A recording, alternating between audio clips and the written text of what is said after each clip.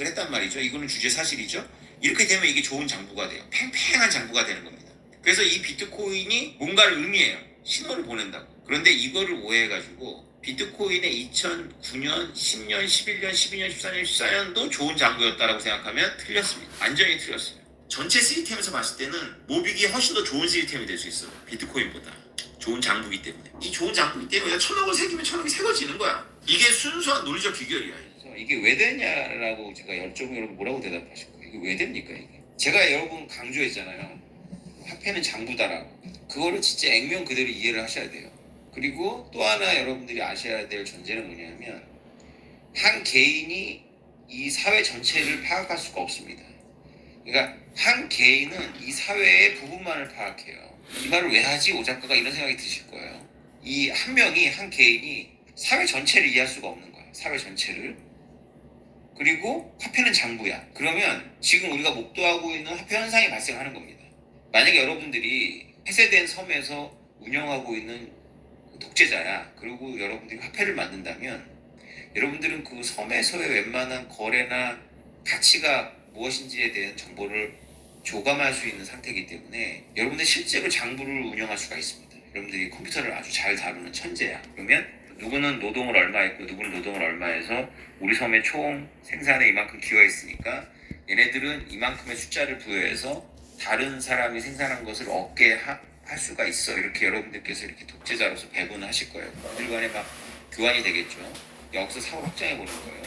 근데 이런 독재자가 없어요. 그리고 사회가 너무 큰 거야. 아무도 전체가 보이지 않아요.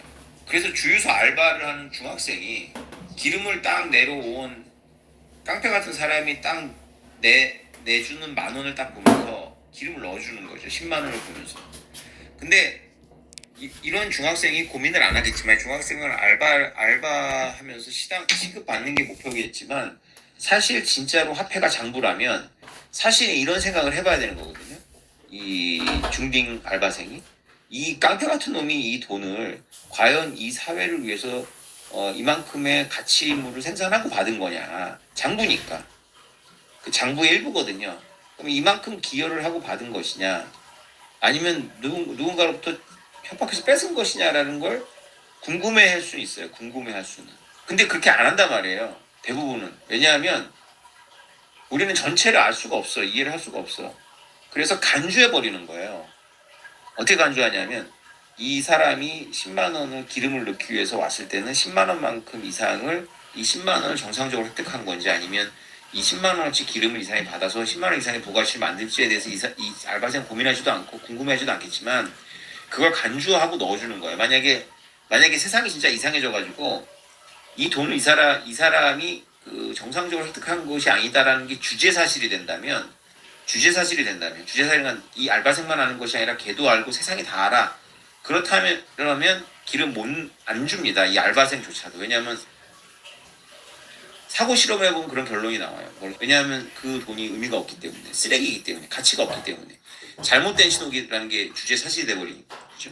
근데 그 돈이 가치가 있는다라는 건 그 돈 자체의 종이의 질이나 잉크나 이런 건 부차적인 거예요. 이 신호로서 가치가 있는 건 이게 좋은 장부라는 정상적인 장부라는 건데 내가 이 장부를 들여다볼 수는 없어. 왜 그러냐면 나는 어차피 전체 세상을 몰라. 이렇게까지 사람들이 치열하게 고민 안 해요. 인문학적으로 돈을. 근데 비트코인은 우리한테 이런 고민을 요구합니다. 아니 도대체 돈이 뭐야? 자, 비트코인은 처음에는 정상적인 장부가 아니죠. 왜 그러냐면 어떤 놈은 빨리 알아가지고 그냥 사토시 나카모토랑 교류하다가 여러분이 지금 저한테 얻는 것처럼 쉽게 얻은 거예요. 어떤 놈들은 이거 마약할 자유네. 익명성. 좋아. 그래서 잘못 이해해가지고 오해해가지고 막 사재기한 거죠. 누구는 재미로, 누구는 호기심으로, 누구는 마약하려고 했는데 이게 가격이 오르면서 얘들이 갑자기 부자가 된 거죠. 이 과정은 되게 비정상적인데 이건 좋은 장부 아니에요. 절대로 좋은 장부가 아니에요. 그런데 지금은 좋은 장부예요. 비트코인. 왜 그러냐면 지금은 채굴을 하거나 돈 주고 사거나 누구도 시세보다 더 완전히 싸게 산다거나 시세보다 완전히 비싸게 사지 않아요. 그죠? 비트코인은. 시작은 비정상적이었는데 이게 어느 정도 성장하고 나서 주제 사실에 가까워지면 사람들이 비트코인 알잖아요. 이제 비트코인을 좋아하건 싫어하건 부정하고 무관하게 비트코인 알잖아요. 그리고 비트코인이 싸지 않다라는 걸 이제 인식을 했단 말이죠. 이거는 주제 사실이죠. 이렇게 되면 이게 좋은 장부가 돼요. 팽팽한 장부가 되는 겁니다. 그래서 이 비트코인이 뭔가를 의미해요. 신호를 보낸다고. 내가 이 사회에 공헌하는 사람인지 아닌지를 전혀 알 수 없는 사람한테 비트코인을 가져가는데 그 사람이 나한테 가치물을 내주는 건 그 사람이 나한테 그 개인이 나한테 궁금해한다는 건 아니에요. 근데 사회적인 구조에서는 그런 관점인 거예요. 아, 이것을 공헌했으니까 자기도 가치물을 저한테 주고 그걸 바꿔가는 거거든요. 장부니까. 그런데 이거를 오해해가지고 비트코인의 2009년, 10년, 11년, 12년, 14년, 14년도 좋은 장부였다라고 생각하면 그거는 틀렸습니다. 그건 틀렸어요. 완전히 틀렸어요. 이거를 저 같은 비트코이너가 언어화를 해주는 건데 이거를 인문학적으로 고민하지 않은 대중들은 이걸 이렇게 저처럼 언어화는 못해요. 비트코인도 이해를 못하고 화폐현상도 인문학적으로 고민해 본 적이 없으니까. 근데 이들은 알아요. 이거를 본능적으로. 뭐라 그렇게 생각하냐면 아씨 비트코인 거 그렇게 불공평한 게 화폐가 되면 되냐? 이렇게 말을 한단 말이에요. 그래서 그 말만 가지고 가면 비트코인도 이해 못하고 화폐현상 이해 못하는 거라서 틀린 명제라고 할 수도 있겠지만 그 사람들의 호모사피엔스 대다수의 호모사피엔스가 비트코인을 바라보면서 느끼는 그 감정까지 틀린 건 아니라는 거예요. 이게 형성 과정에서는 엄청난 불공평이야. 이게 비정상이고 올바른 장부가 아니야. 아까 제가 서두에 말했던 그런 알바생으로서 너무 궁금한 거야. 이 양아치 새끼가 이 10만 원 어디서 났지? 이런 생각이 드는 거야. 아, 이 기름 낭비인데 이런 생각을 하는 거지. 좋은 돈이 아니니까. 좋은 장부가 아니란 말이에요. 그러니까 2009, 10, 11, 12 뭐 피자 먹고 막 2만 개 보내고 뭐 이런 것들이 지금은 이제 비트코인 맥시들한테는 기념도 하고 하지만 그거 전혀 기념할 일이 아니야 사실은. 그만큼 좋은 장부가 아니라는 거야. 이게 오태민이 만든 말이냐?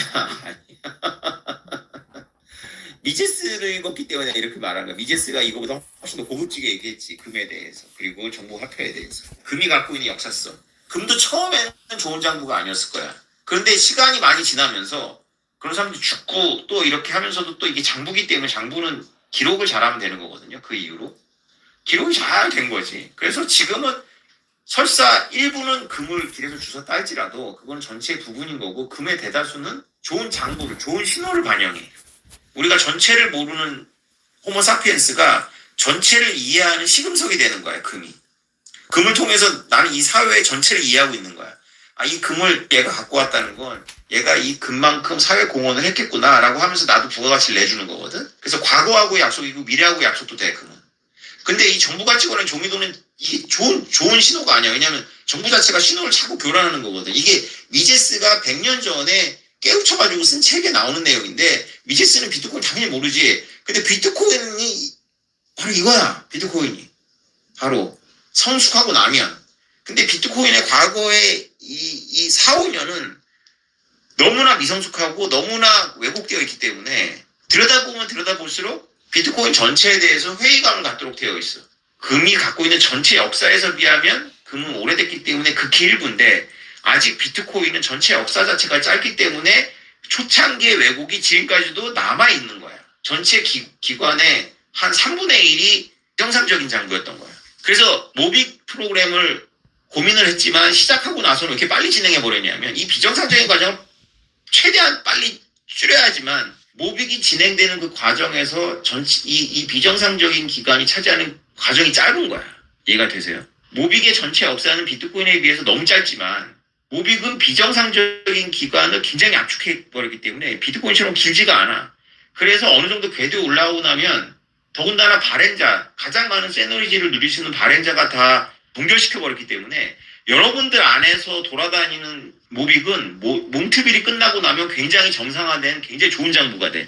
왜냐하면 각자의 판단을 가지고 일부를 갖고 있고 전체도 알고 있고 내가 갖고 있는 게 전체의 몇 퍼센트인 장부인지를 정확하게 알 수 있고 그런 과정에서 불확실성이 거의 없는 상태에서 여러분들이 거래를 하면 각자의 부여한 가치의 판단이 있는 것 뿐이지 객관화돼. 이게 객관화되면서 굉장히 빨리 정상화돼.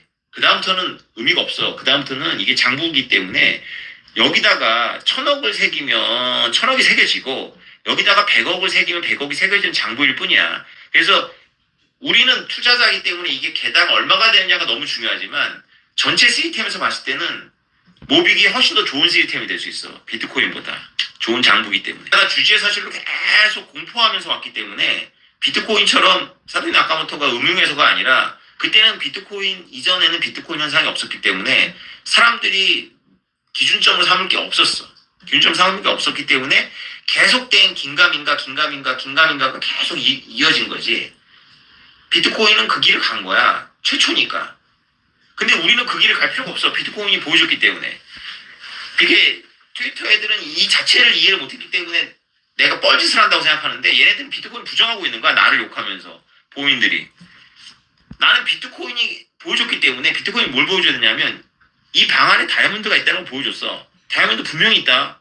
찾으면 네 거야 라고 해줬는데 비트코인은 방 안에 있는 다이아몬드가 있는지 없는지 모르는 상태에서 비트코인은 다이아몬드를 찾는 어떤 그런 무브먼트였다면 여러분과 제가 지난 3개월 동안 했던 건 뭐냐면 뭐 깨닫지 못한 사람들도 있겠지만 깨달은 사람들 눈에는 그냥 다이아몬드가 있어. 이 결과는 예측된 거야. 그러고 뒤진 거야. 그리고 찾은 거지. 그래서 우리는 훨씬 쉬웠던 거야. 비트코인보다. 훨씬 쉬웠기 때문에 비정상적인 장부의 비정상적인 기간이 굉장히 압축됐던 거지. 그래서 몽트빌에서 100만 개가 뿌려지고 나면 그때 순간적으로 여러분 느끼기에는 각이 다운될 수도 있고 있는데 비정상적인 과정 거기서 끝나 거기서 끝나고 브레이크 팍 잡아버리기 때문에 가장 알트코인에서 가장 비정상적인 거는 바로 발행자가 많이 갖고 있고 발행자 주변 사람들이 이제 그 불확실성을 유발하거든. 언제 물량을 팔아버릴지 모르는 건 불확실성을 유발하는데 그거를 없애버렸기 때문에 여러분들 사이에서는 다 고만고만하고 야로가 없어요. 이거 야로가. 그래서 그냥 좋은 장부야. 그럼 여기에 이 좋은 장부이기 때문에 1000억을 새기면 1000억이 새겨지는 거야. 이게 순수한 논리적 귀결이야. 이게 현실을 무시하고 모빅은 오태민이라는 듣보잡이 만들었고 비트코인은 사토시 나카모토 이런 그런 각자의 주관적인 그런 생각도 있겠지만 그런 현실이 중요하지. 근데 그런 걸 다 무시하고 순수하게 논리적 추론을 하면 굉장히 좋은 장부예요. 벌써 여러분들한테 종이 지갑을 얻으면 어떤 정보가 있냐면 얘는 제주도에 갔구나. 비용을 들였네. 이런 거지. 무슨 말 하고 싶은 거냐면 모빅 현상은 철저하게 비트코인 현상을 응용한 거예요. 비트코인이 가르쳐주는 순수 논리, 비트코인 현상에서 이 잡음들 다 빼버리고 논리가 하나 남거든. 그 논리는 뭐냐면 화폐라는 게 네가 생각한 것이 유틸리티가 아니야. 커밋먼트야. 커밋먼트. 여러분들이 회계학을 아시면 저도 회계 공부를 좀 했지만 회계학을 아시면 회계는 경제학과 다르죠. 회계는 과거에 대한 기록이에요. 과거에. 기업의 과거 실적에 대한 기록들을 남기는 거거든요. 장부는 기본적으로 회고적이에요. 그걸 이코노미스트들이 놓친 거죠. 이거를 단지 메모론가라고 해가지고 비합리적이냐 이렇게 말하기가 어렵다라는 거예요. 역사적 비용을 되게 중시 여겨요. 회계학에서는 또 원가주의라고 하죠. 원가주의. 자, 그래서 이게 성공한 겁니다. 왜냐하면 비트코인 성공했고 비트코인이 다이아몬드가 있다라는 거 알려줬거든요. 그래서 비트코인이 다이아몬드가 있다는 거 알려줬기 때문에 설계만 잘하면 다이아몬드가 있다는 전제에서 방에서 뒤질 수가 있었던 거예요. 그래서 여러분들하고 저하고는 행운하죠. 그걸 찾아낸 거죠. 보여줬고